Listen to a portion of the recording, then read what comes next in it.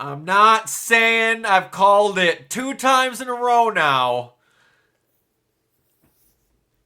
But I'm just gonna say I yeah, it feels good. I am noticing now that you can bordering on tell who a comic book character is going to be if you can remember what their faces look like when they were drawn in original Spider-Man comics in this cartoon. Mm-hmm. Like I could tell you right now, Mikhail is Rhino. Before he opened his mouth, I could tell you he was Rhino. It's because of the face. It is the perfect shape of exactly what those eyeballs and head look like around the gray. Yep. I'm determined Dimitri is Chameleon because Chameleon's name is Dimitri, and it sounds like he's his brother. I don't think Rhino's name was originally Mikhail. Uh I'm blanking on it. I want to say it starts with a Y. I could be 100% wrong. Oh, it's Alexi. Yep, that's... That's why. One of my tattoo artist names is Alexi. That's why I was remembering that. But yeah, we're jumping around a little bit. Oh, that feels so good that I call that. Okay, so we said before that they're MCUing this a little bit. They're MCUing this a lot of bit. Yeah. They're Like, basically looking as if the MCU's happening, but Spider-Man's not involved. honestly, yeah. Like, what they're doing in this universe is they're kind of committing to keeping Spider-Man street level. Which is nice. Yeah, I appreciate that quite a The bit. best Spider-Man stories are street level. I will tell you though, there's some I can't remember what it was. There was some comic where some like higher level thug is like taunting Spider-Man. It was like, you can't beat me in a fight, and Spider-Man said something to the effect of like, I fought Thanos, dude. Where I think I can take you. But yeah, the Sokovia Accords. Now, I'm wondering how they're going to do this because they said you have to register with the government. In the Marvel movies, everyone's identity was not a secret. You just had to say, okay, I'll sign the accords, and then I won't do anything unless you tell me to. That wasn't registering with the government to me. That sounded like, and I could be 1,000% wrong, that sounded like to me the comics version of what the Accords are. Yeah, that's what it sounds like to me too. Where those who don't know, if you've only seen the Marvel movies, originally in comics, what were they called? Because it wasn't the Sokovia Accords. I'm blanking. What the hell were they called? I It think was just the Superhero Registration Act, wasn't it? yeah, it was supposed to be like an extension of the Mutant Registration Act. Yeah. It was, if you're a hero, you had to register. And it was a very big deal because obviously heroes wouldn't want to register their names into an open thing because then people could find out their aliases and all that. And a giant thing that happens in it is Spider-Man is like coaxed into taking his mask off and registering by Tony Stark. Mike, do you think that might happen for a different reason from a different person? Because do you remember what also happened in Civil War? Let's see. Oh, all the stuff with Bucky. Oh, I'm not even talking about that. I'm just talking about specifically Spider-Man. What does Tony give Spider-Man? Oh, he gives him the suit. He gives him a specialized suit with a bunch of tech in it that he shuts down later. And Spider-Man gets the shit beat out of him because he turns against Tony. Yeah, so imagine what happens if They're mixing and matching and splicing shit, and I like it. But okay. So the registration with the government. So we're gonna go through the suits here. They had the Thor suit, which I'm gonna be honest with you, didn't remind me of Thor. It reminded me of comic book Prometheus. yeah, like the mask and everything. Yeah, it looked a lot like him. Then you had the dragonfly suit, which did you watch Superhero Movie? A long time ago. And that's one of my favorite lines ever. I can't remember the actor's name, but it's the guy who plays Shooter McGavin. Is this villain called the Hourglass, and he throws these hourglass shaped like shurikens, and then it's Drake Bell who's playing the Dragonfly, and then he pops out these things. He's like, "These are blah blah blah metal. They can cut through diamonds." And then Drake Bell goes, "I'm not wearing any diamonds."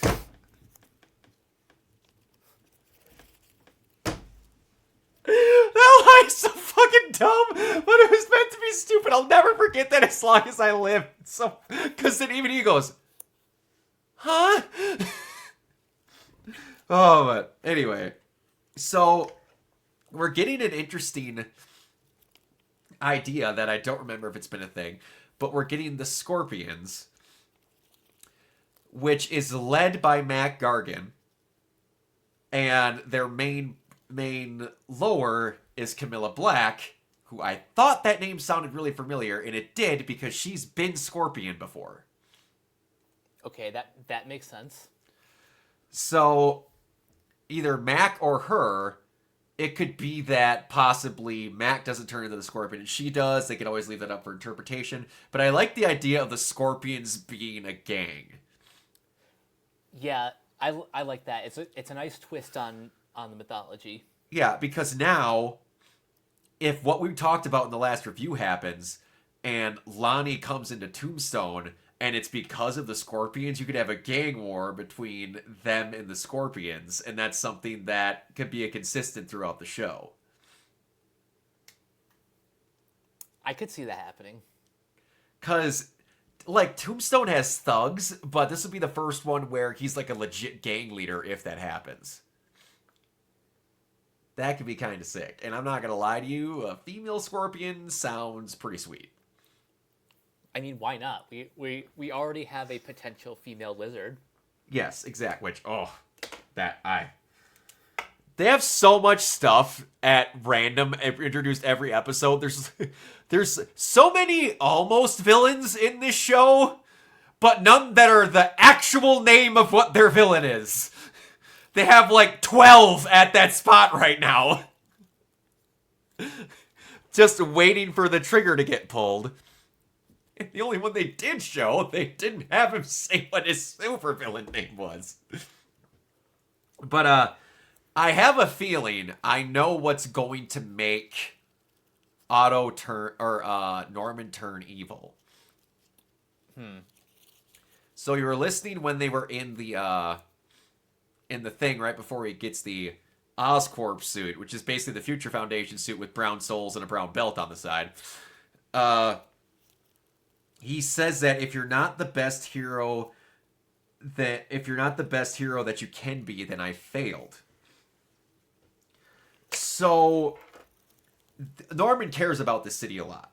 He openly knows that it's a shit show, and he's trying to help Spider-Man because he wants to help the city. We're openly mentioning that at this point we have like 12 to 13 characters that are Spider-Man villains that just haven't become Spider-Man villains yet. And also that we have two different gangs that one might possibly start being led by Lonnie Lincoln, and we have the Scorpions. What if the eventual thing that makes him go nuts is that he thinks that Spider-Man can't save the city on his own, and he becomes the Goblin to try to do what Peter can't? Kind of sounds a bit like Otto being like, I can be a better hero than you can. It does, and that would be a twist where he's doing this out of a good thing. That would be interesting. I think that could be pretty cool. There's also the cliche route of something happens to Harry, like Harry gets killed and he blames Peter for not being there. For not being there, or he tries to go out with them at some point and he tries to get, or like Peter's unavailable and he tries to save Harry and he doesn't, and that's what makes him go insane. Or that, and while he's like partially teetering on going insane, Peter tries to talk him down and that escalates into them fighting, and that's what drives him over the edge. I could see that. Yeah. So that's an interesting setup that they have that's different, and I appreciate the crap out of that. But so we said it earlier, they literally have the first appearance Rhino face on Mikhail, so that's just gonna be Rhino. I'm calling that right now. You have Dimitri with the regular hair, whatever, but he's got the white gloves on, which is a classic old school chameleon. And they mentioned the tracksuit mafia. I love that. Our perpetual favorite group of idiots. I'm so happy they mentioned the tracksuit mafia. Now it's starting to feel like MCU New York. It does, exactly. And yeah. And we get the oopsie poopsie. Now Harry knows he's Spider-Man, which is going to lead into the possibility of Harry wanting to help out with shit, and he gets in harm's way and dies. Yep, that's exactly why I brought it up, because now there's a bit more skin in the game for Norman. Yep. And I'm just going to say it one last time. I called it. That is the first. I love how they're treating everyone with their first appearance looks in comics with this. It's very old school, with even the bowl though cut it's and everything. Yeah, with a new school setting. It's awesome. The look and feel of the animation of this show, I love to death. It's very different.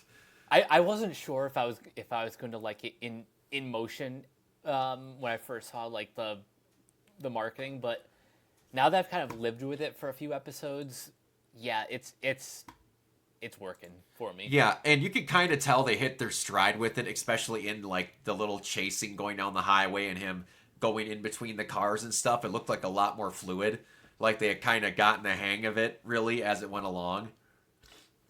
It's looking good. It's looking really good. I'm liking it a lot. Do you have anything else? I think we kind of covered everything with this episode. This is like pretty much the defining who is Spider-Man through trial and error. Yeah, absolutely. All right. Where can everybody find you? You guys can find me on various social media sites at Captain K42. You can check out my quick thoughts on letterboxd.com/CoachK42. And you can follow Renegade Pop Culture on Facebook and Blue Sky at Renegade Pop Culture. You can also find us here on YouTube, on Podchaser. Consider supporting our Patreon at patreon.com/Renegade Pop Culture. Listen to all of our podcasts on Spotify, Apple Podcasts, or wherever you listen. And last but not least, everything can be found at renegadepopculture.com. You can escape, so do we. Absolutely. You can find me ever at Organoid Zero, mainly on Twitch and YouTube. The Twitch thing might be delayed a little bit because I have to wait for a headset to come back where I can properly link up everything how I had it for audio and all that. On YouTube, if you like cosplays and stuff like that, or the convention sort of thing, you can check out my Instagram. More of that'll be coming in March when I start going to when the con season kind of comes in full swing again. And me and my buddy Eli have a secondary his podcast that I'm a part of, the Geeking Out podcast for Athletic Geek 89, where we just pick a singular topic each week and just gush or go over it for an hour. So if you're interested in that, go check them out. All right, until next time, we'll see you all later. Bye.